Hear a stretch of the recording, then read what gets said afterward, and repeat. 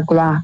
Ce soir, nous allons encore sonder les Écritures sortant du livre de Jean, à partir du chapitre 1,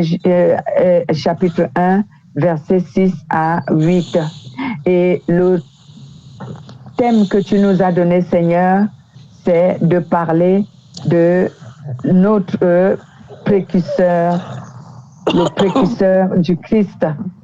Donc, c'est de ce que nous allons parler aujourd'hui, le précurseur du Christ. Permets donc, Seigneur Jésus, que nous sachions ce que c'est et quel est le rôle de ce dernier, et que la gloire revienne au Père éternel, au Saint-Esprit, qui est notre meilleur professeur, qui nous fera connaître ce dont il s'est réservé de nous enseigner ce soir. Sois béni, Jésus, au nom de Jésus-Christ. Amen. Amen. Voici donc, bien-aimés, nous parlons de notre thème intitulé « Le précurseur du Christ ». Et cela nous vient toujours de notre livre d'études de Jean, chapitre 1, versets 6 à 8. Lisons donc, faisons la lecture sur le livre de Jean, chapitre 1, versets 6 à 8. Que nous dit la parole? Il y eut un homme envoyé de Dieu. Son nom était Jean. Il vint pour servir de témoin, pour rendre témoignage à la lumière, afin que tous crussent par lui. Il n'était pas la lumière, mais il apparut pour rendre témoignage à la lumière. Amen. Amen. Il n'était pas lui-même la lumière, mais il parut pour rendre témoignage à la lumière.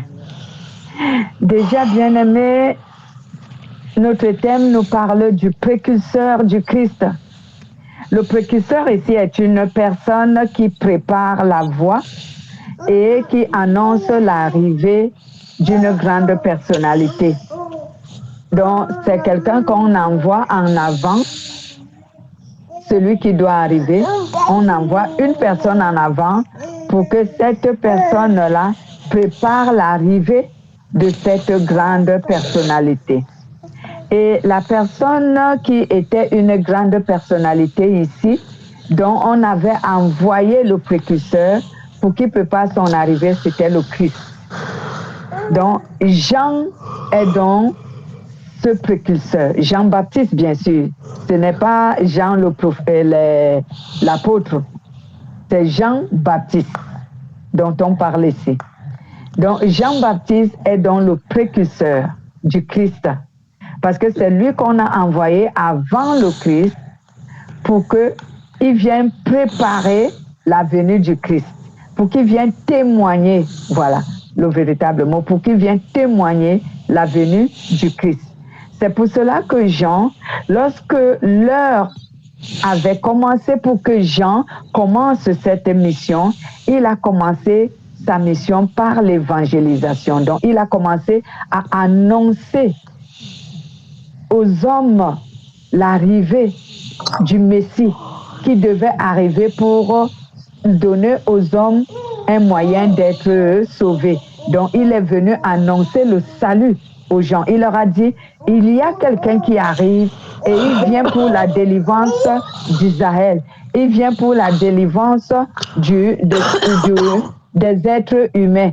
Et lui, il est plus grand que moi. Je ne suis même pas digne de délier. Voilà, de délier même ses sandales. Ses souliers. Donc, ses souliers. Donc, Jean-Baptiste était donc le précurseur du Christ. Et il annonçait dans son évangile, qu'est-ce qu'il annonçait? Il annonçait la repentance. Donc, il préparait le peuple à la venue du Christ. Il préparait le peuple à connaître ce qu'on appelle la repentance. Parce que figurez-vous, ce n'était pas la première fois que la repentance a été annoncée aux hommes. Mais la première fois, les gens n'ont pas compris et ils n'ont pas su ce qu'on appelait vraiment la repentance. La première personne qui a évangélisé et prêché la repentance, c'était Noé.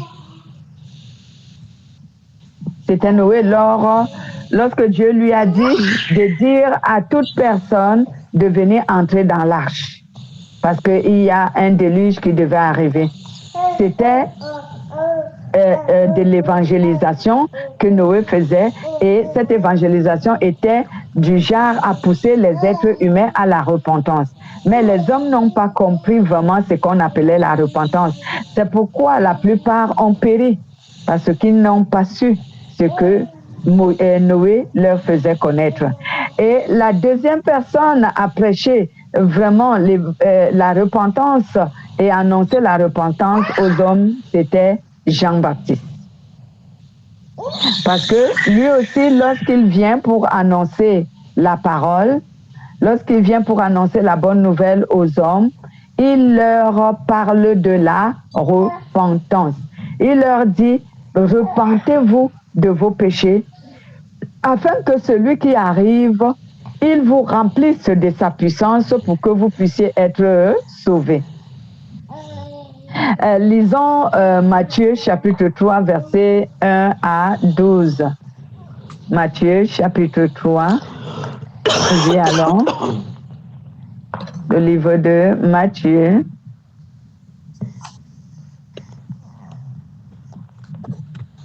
La personne qui trouve la référence peut lire chapitre 3 à partir du verset 1 jusqu'au verset 12.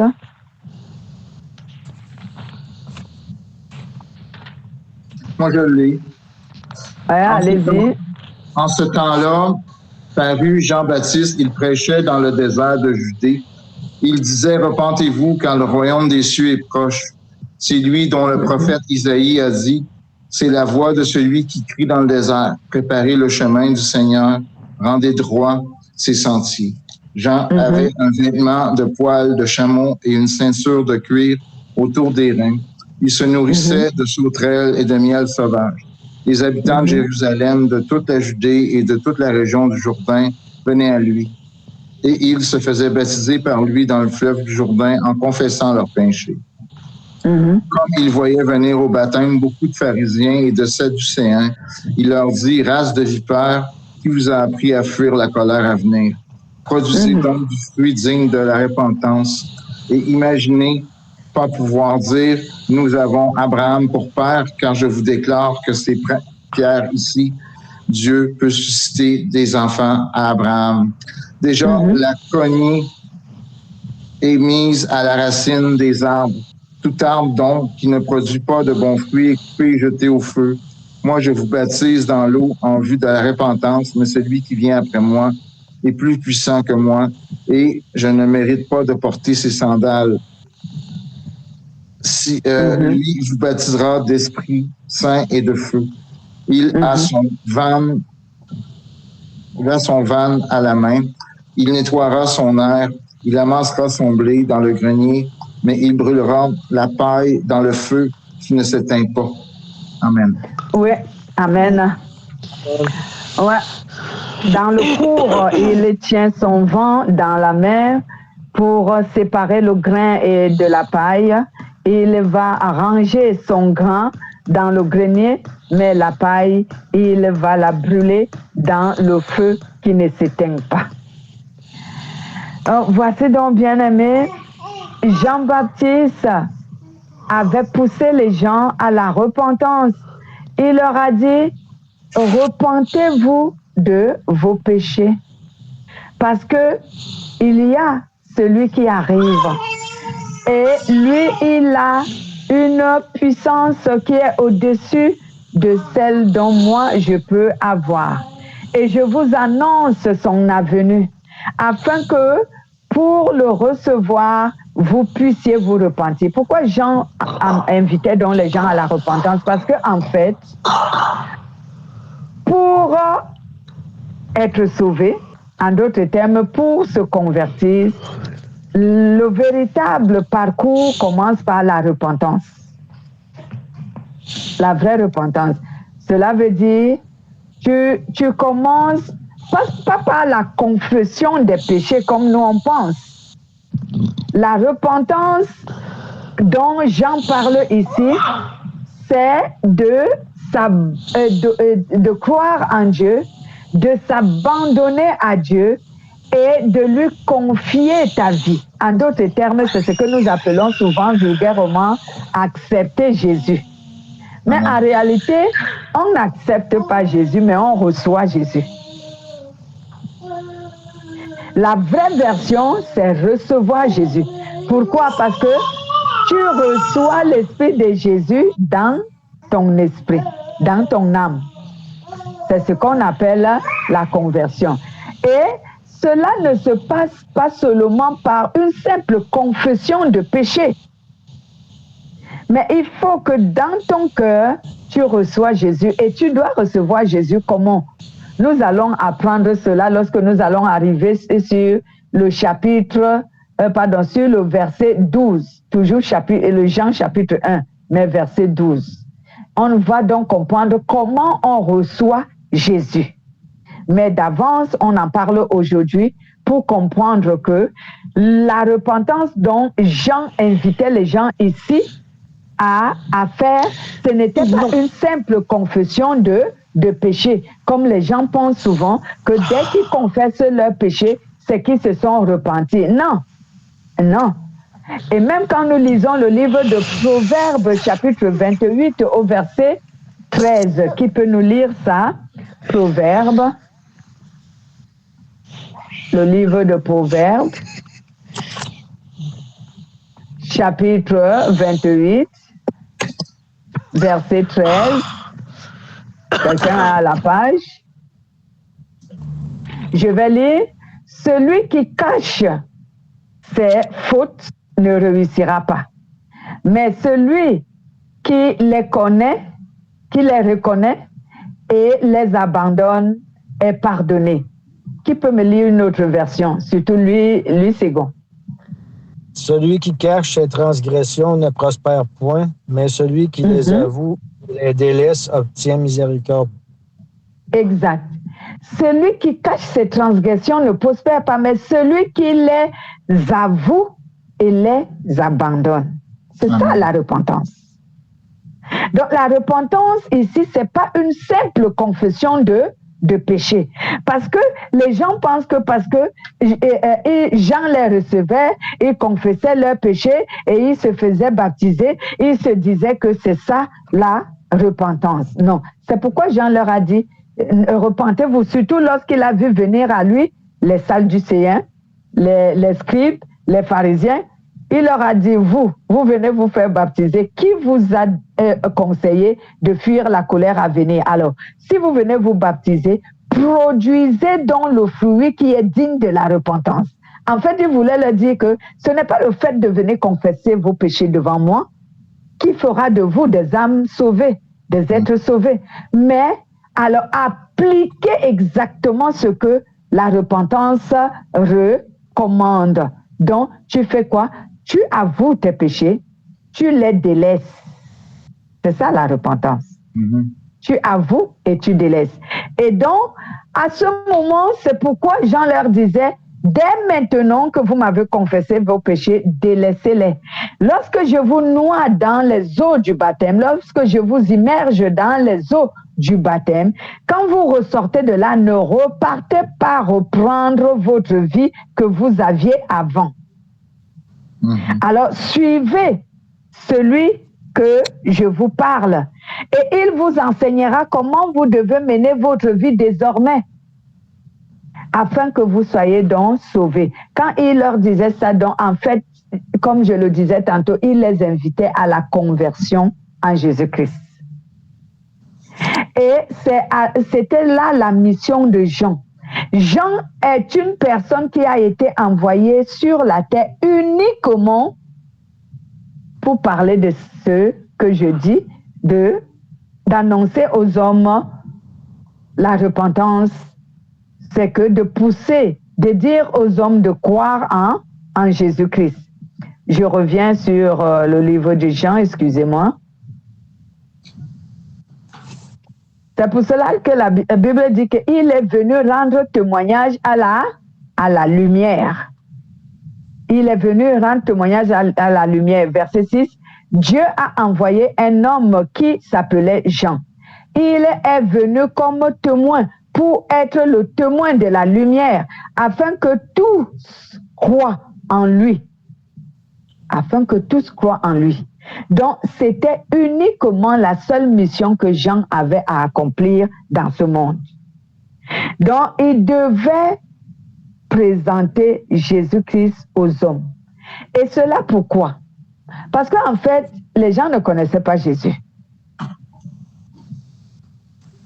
Les gens ne le connaissaient pas. Et même physiquement, les gens ne le connaissaient pas. Beaucoup auraient entendu la nouvelle qu'il y a un sauveur qui est né, il s'appelle Jésus, tel que la Bible l'annonçait, sa naissance, à travers les livres des prophètes. Mais le connaître, ils ne le connaissaient pas. Donc, quand Jean a commencé par recevoir les gens dans le baptême, Jean a commencé par leur parler de Jésus. Mais jusque-là, même lui-même, il ne le connaissait pas physiquement. Si vous lisez même dans les versets qui suivent, à partir du verset 19 jusqu'au verset 34, toujours du chapitre 1 de Jean, vous allez voir, allons toujours dans le livre de Jean, chapitre 1, lisez à partir du verset 31 jusqu'au verset 34. Et moi, je ne le connaissais pas, mais afin qu'il soit manifesté à Israël, je suis venu baptiser d'eau. Jean rendit ce témoignage, j'ai vu l'Esprit descendre du ciel comme une colombe et demeurer sur lui. Et moi, je ne le connaissais pas, mais celui qui m'a envoyé baptiser d'eau m'a dit, celui qui tu verras l'Esprit descendre et demeurer, c'est lui qui baptise d'Esprit Saint. Et Amen. Moi, j'ai vu et j'ai rendu témoignage que c'est lui le Fils de Dieu. Amen. Donc, Jean lui-même ne connaissait pas Jésus physiquement, mais il avait reçu une révélation venant du Saint-Esprit. Quand il dit « celui qui m'a envoyé m'a dit », il fait allusion au Saint-Esprit, que c'est le Saint-Esprit qui lui a dit que celui que tu verras, l'Esprit Saint, descendre sous forme d'une colombe, parce que la colombe n'est pas l'Esprit Saint. Il faut faire attention. La colombe n'est pas l'Esprit Saint. C'est un symbole de la descente du Saint-Esprit. Mais la colombe n'est pas l'Esprit Saint. Donc il dit, celui dont tu verras l'Esprit Saint descendre sur lui, sous forme d'une colombe. Parce que dans certaines versions, c'est écrit sous forme d'une colombe. Alors, c'est lui qui est le Messie. C'est lui le sauveur de l'humanité. Donc, c'est le seul signe que Jean avait pour reconnaître que Jésus est vraiment le Fils de Dieu. Mais avant même que le Saint-Esprit ne descende sur le Christ, j'aimerais dire, avant que la forme, le symbole du Saint-Esprit, excusez-moi, je vais même retirer, excusez-moi, je vais retirer le mot descendre. Parce que quand on dit le Saint-Esprit descend sur le Christ, c'est comme si quand le Christ c'est comme si avant le baptême du Christ, il n'avait pas le Saint-Esprit. Non, mais c'est archi faux. Le Saint-Esprit est le concepteur du Christ. Donc, le Christ est doté du Saint-Esprit depuis le ventre de Marie, depuis sa conception. Il a le Saint-Esprit. Donc, le Saint-Esprit n'est pas descendu sur le Christ qu'au jour du baptême. Il faut qu'on corrige cette compréhension, cette interprétation que les hommes n'arrivent pas à comprendre. Le Christ a toujours eu le Saint-Esprit parce que le Saint-Esprit est celui qui l'a conçu dans le ventre de Marie. Donc, depuis sa conception, il est animé du Saint-Esprit et il est habité du Saint-Esprit. Donc, le symbole ou encore la scène qui s'est passée le jour de son baptême, c'était tout simplement un signe pour attester que c'est lui le Christ. Mais ce n'était pas ce jour qu'il a reçu le Saint-Esprit. Donc, il faut que vous le compreniez. Parce que les gens, certaines personnes pensent que c'est ce jour que le Christ a reçu le Saint-Esprit. Mais ce n'est pas vrai. Le Christ est doté du Saint-Esprit depuis sa conception. Amen. C'est depuis sa conception. Et le Saint-Esprit ne l'a jamais quitté. Pour vous donner même un témoignage, à 12 ans, il était dans le temple en train d'enseigner les grands prêtres. Vous croyez que s'il n'avait pas le Saint-Esprit, il allait les enseigner comment? Du tout. Ouais. Il n'avait que 12 ans. Quand il enseignait les grands prêtres dans le temple, il n'avait que 12 ans. Donc, il a toujours eu le Saint-Esprit depuis sa conception. La descente de la colombe sous forme de l'Esprit Saint sur lui, c'était tout simplement un signe pour attester à ceux qui étaient là et à son précurseur qu'on appelle Jean que c'est lui qui est le Christ. C'était juste pour l'attester. Mais ce n'était pas ce jour que le Christ a reçu l'Esprit. C'est pourquoi je corrige ce contexte dont les gens pensent que le Saint-Esprit vient habiter les gens le jour de leur baptême. C'est faux. On ne reçoit pas le Saint-Esprit par un simple baptême. Détrompez-vous. Ce n'est pas vrai. Certaines personnes ont la manifestation de l'Esprit Saint quand ils se baptisent. Et certaines personnes pensent que c'est à ce moment-là qu'ils ont reçu le Saint-Esprit. Ce n'est pas vrai. Il y a des gens qui reçoivent le Saint-Esprit bien avant même d'aller dans les eaux du baptême. Ils ont déjà le Saint-Esprit. Bien avant. Mais d'autres le savent, d'autres ne le savent pas. D'autres le discernent, d'autres ne le discernent pas. Pourquoi je le dis? Parce que avant d'aller dans les eaux du baptême, cette personne a dû être enseignée ou encore elle a dû recevoir une parole qui a impacté son cœur et dans cette parole qu'il a reçue et qu'il a acceptée, cette parole a logé dans son cœur et cette parole lui a transmis le Saint-Esprit. C'est la parole que nous recevons qui nous transmet le Saint-Esprit, ce n'est pas les eaux du baptême. Amen. On va savoir ça lorsqu'on va descendre jusqu'au verset 12 du livre de 1 Jean chapitre 1. Nous allons en parler profondément pour que les gens cessent de croire que quand le Saint-Esprit manifeste lors du baptême, c'est à ce moment qu'ils reçoivent le baptême. Non, le baptême ne donne pas le Saint-Esprit. Le baptême est un engagement de bonne conscience envers le Seigneur. Je m'engage à suivre le Seigneur, à renoncer à ma vie et à suivre la vie que Christ me donne. C'est ça le baptême. Mais ça ne te donne pas l'Esprit Saint. Les gens l'ont toujours cru parce que le contexte que nous apprenons aujourd'hui, parce que la colombe est descendue sur le Seigneur sous forme de l'Esprit Saint, dont les gens ont cru que c'est à ce moment que l'Esprit Saint vient sur les hommes. Mais ce n'est pas la vérité. Est-ce que je veux dire que la Bible ment? Non, la Bible ne ment pas. C'est une mauvaise interprétation, c'est ce que je veux dire. C'est une mauvaise interprétation. Ce n'était qu'un symbole, c'était qu'un signe. Dieu voulait attester et confirmer à ceux qui étaient là que c'est le Christ que vous voyez présentement devant vous. C'est pour cela que cette colombe s'est posée sur lui. Et la Bible déclare même que sous forme de l'Esprit Saint, ce n'était pas l'Esprit Saint, c'était sous la forme de l'Esprit Saint. Donc ce n'était qu'un signe.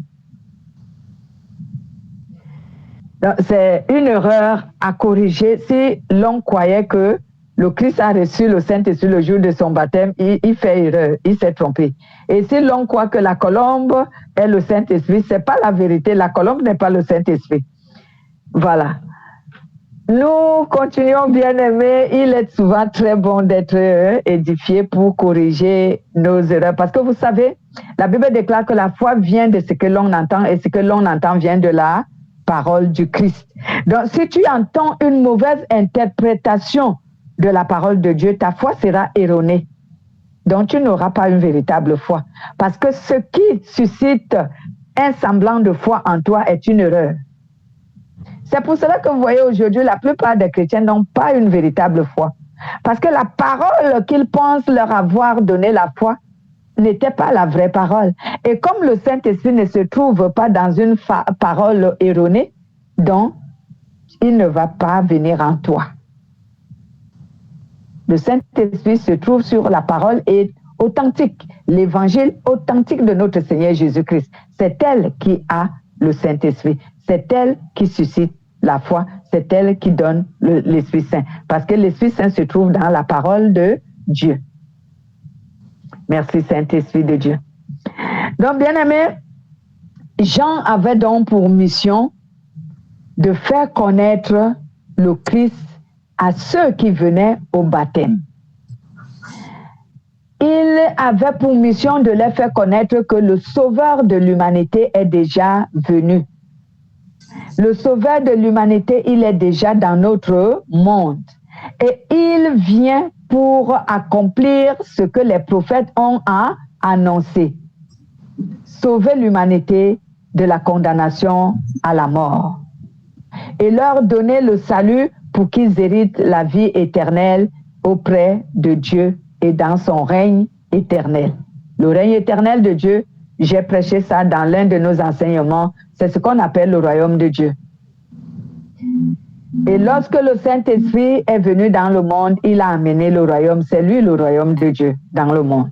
Quand tu le reçois, tu es déjà quelqu'un qui a reçu le royaume de Dieu. Mais il faut le conserver pour que jusqu'à la fin, tu entres pour toujours dans cette vie du royaume de Dieu. Voici donc, bien-aimé, Jean lui-même, il a témoigné aux gens, il a dit, moi, je ne le connaissais pas. Mais celui qui m'inspire m'a dit que lorsque je le verrai, et je verrai le signe d'un oiseau, d'une colombe, de l'esprit, venir poser sur lui, alors c'est que c'est lui qui est le Christ de Dieu, le salut des hommes. Donc lui, il va donner l'esprit sans mesure. Donc Jean voulait aussi faire connaître aux gens que ce n'est pas lui le Christ. Donc lorsqu'il les baptise, il ne les baptise pas pour que ils aient l'esprit. Amen. Quand nous avons lu Matthieu, au dernier verset 11, qu'est-ce qu'il a dit? Relisez le verset 11. Matthieu chapitre 3, verset 11. Relisez-le.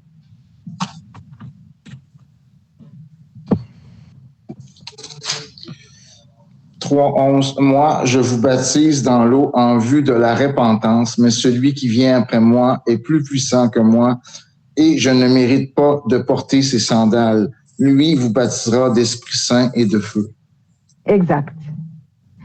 Donc, Jean voulait faire connaître à ces gens-là que moi, je ne peux pas vous donner l'Esprit.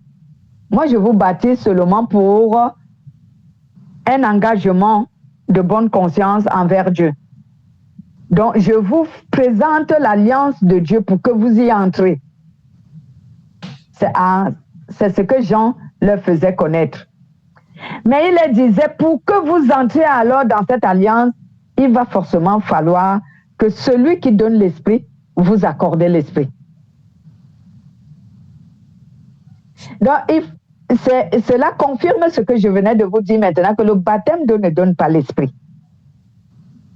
Jean leur a dit, moi, je vous baptise d'eau, mais celui qui vient après moi, lui, il vous baptisera du Saint-Esprit et du feu. Le feu veut dire quoi? La puissance du Saint-Esprit.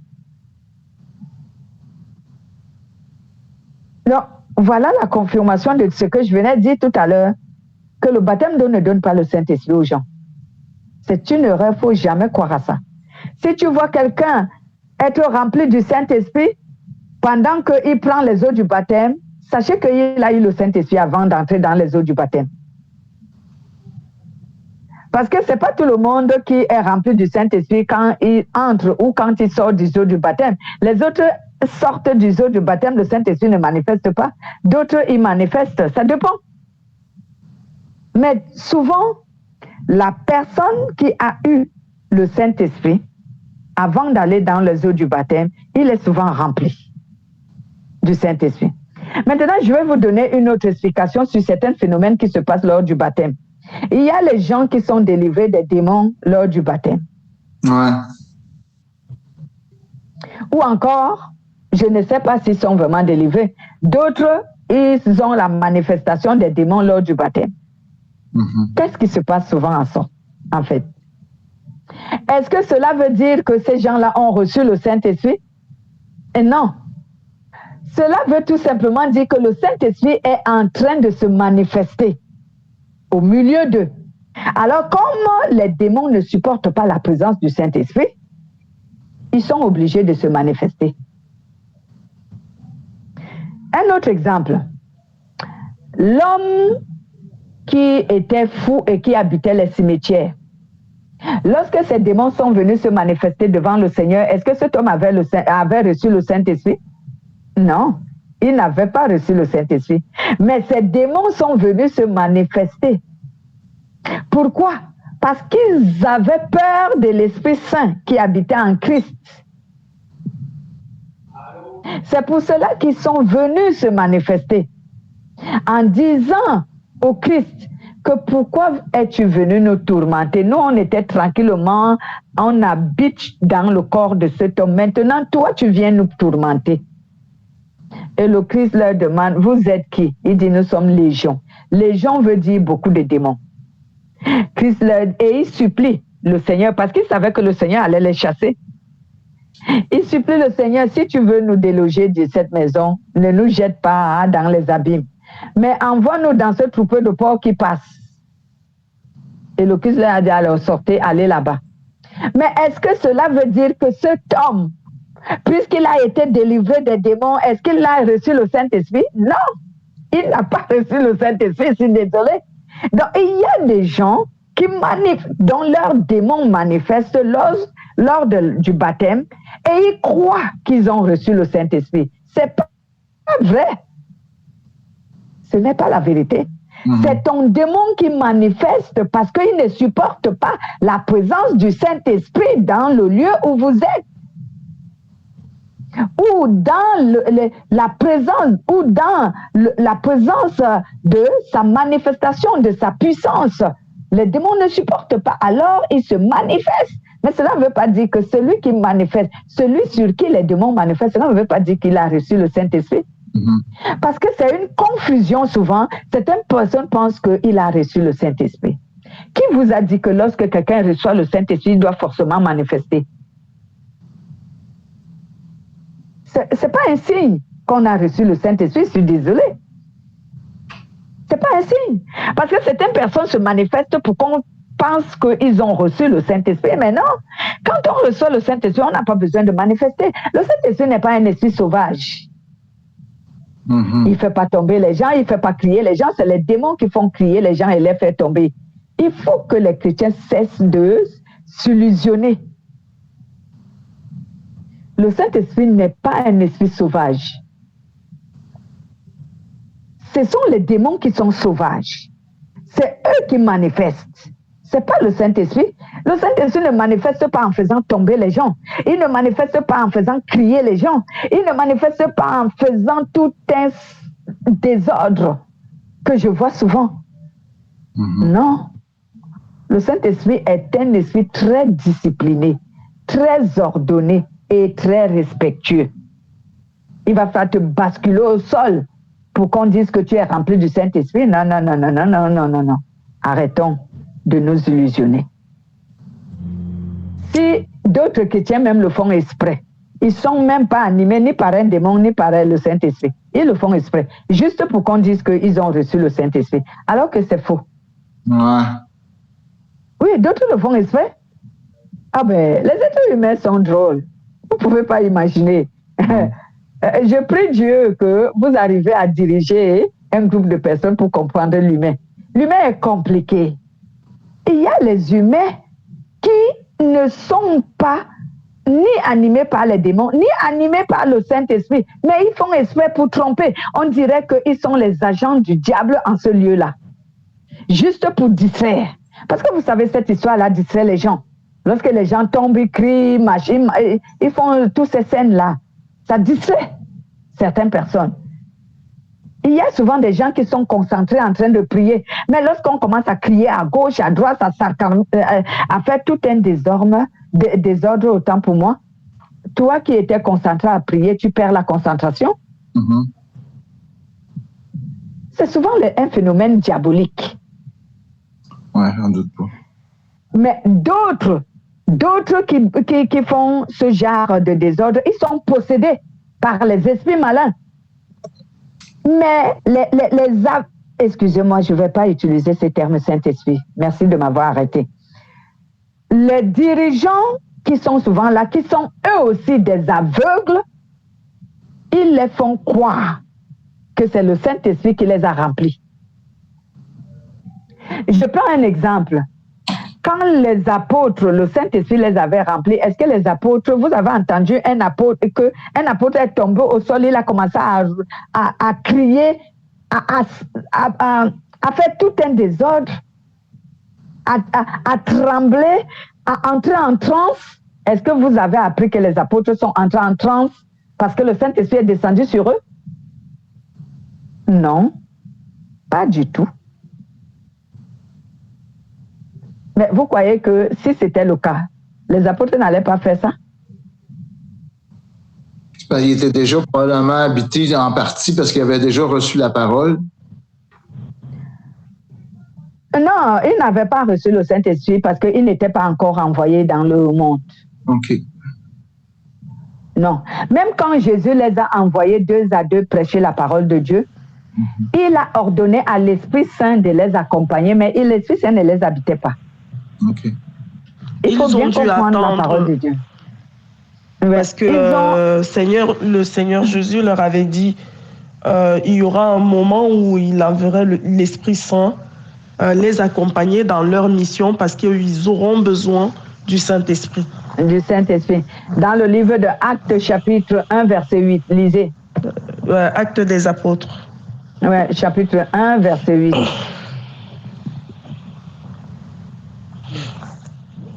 Non!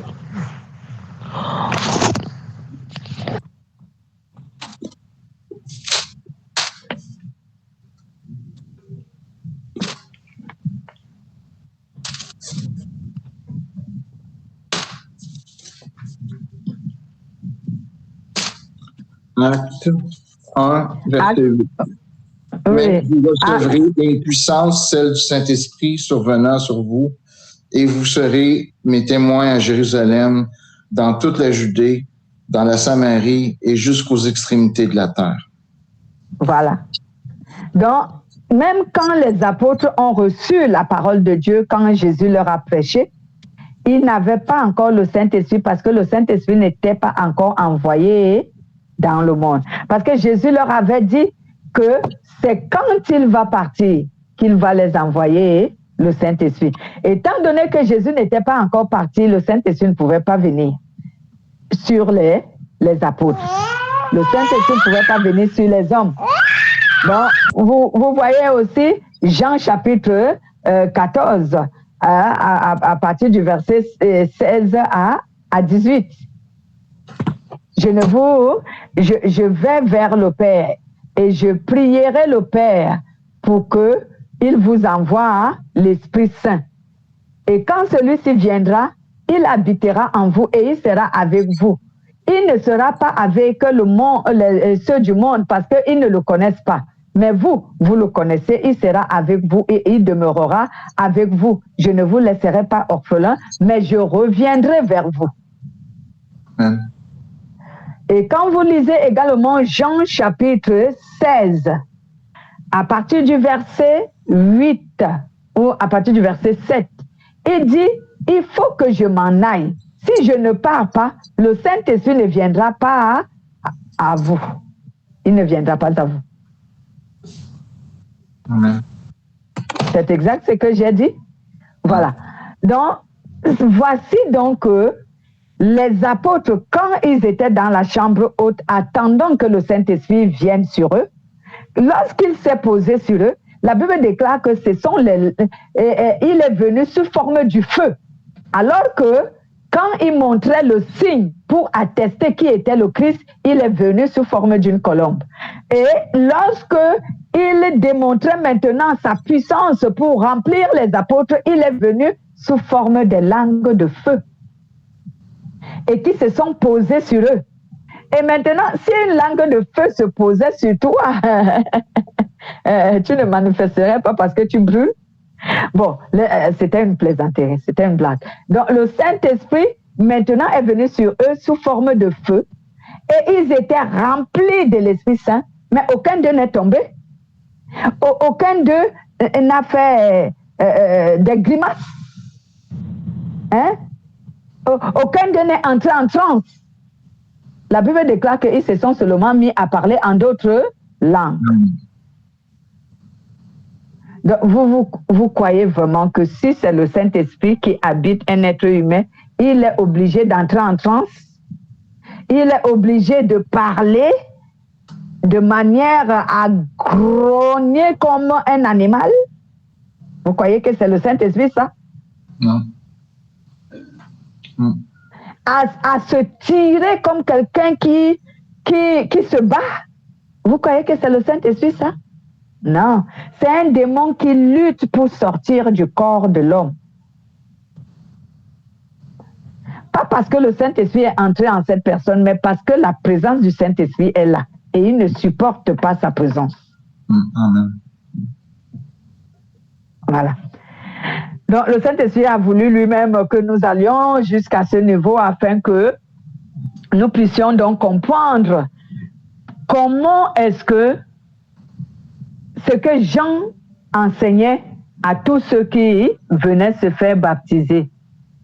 Donc, Jean leur a dit, c'est pas moi qui vais vous donner l'Esprit, ni sa puissance, mais celui qui vient après moi, lui, il va vous le donner. Et comme je disais tantôt que bien avant même que Jean baptise Jésus, quand Jean l'a aperçu, il a dit, voici l'agneau de Dieu qui ôte le péché du monde. Voici l'agneau de Dieu qui ôte le péché du monde. Cela se trouve au 29, le verset 29, toujours chapitre 1, verset 29. Voici l'agneau de Dieu qui ôte le péché du monde. Donc, l'Esprit Saint qui animait Jean avait permis que Jean le reconnaisse, même quand il l'a aperçu venir, bien avant même que le Saint-Esprit manifeste sous forme d'une colombe pour donner un signe que c'est lui le Christ de Dieu. Donc, Jean n'était donc pas la lumière. La lumière ici, c'était le Christ. Mais il est venu pour rendre témoignage à la lumière. Rendre témoignage à la lumière qui veut dire préparer à ceux qui venaient à la au baptême qu'il y a le Christ qui est déjà là. Votre Christ, votre Sauveur est déjà venu, il est déjà dans le monde. Parce que comme je le disais, certains ne savaient même pas que le Christ est déjà né. D'autres savaient qu'il est né, mais ils ne le connaissaient pas physiquement. D'autres avaient appris qu'il est né, mais ils ne l'avaient jamais vu. Amen. Donc, voici donc le message qui nous était donné sur Jean chapitre 1, verset 6 à 8. Est-ce que quelqu'un veut intervenir quelque part?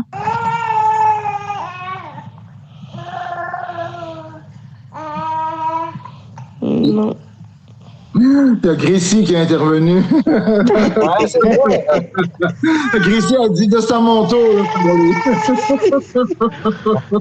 Alors, ça fait longtemps que Gracie veut intervenir, mais là, je l'empêche de raconter ses inepties. Bon, s'il n'y a pas d'intervention, on peut arrêter la vidéo.